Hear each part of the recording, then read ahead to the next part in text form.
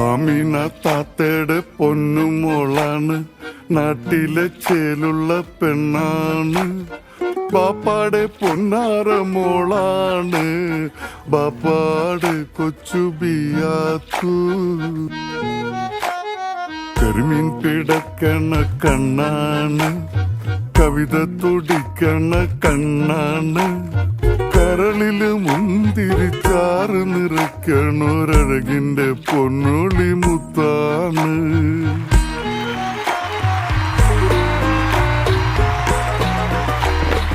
ആമീന താത്തയുടെ പൊന്നുമോളാണ്, നാട്ടിലെ ചേലുള്ള പെണ്ണാണ്. പാപ്പാടെ പൊന്നാര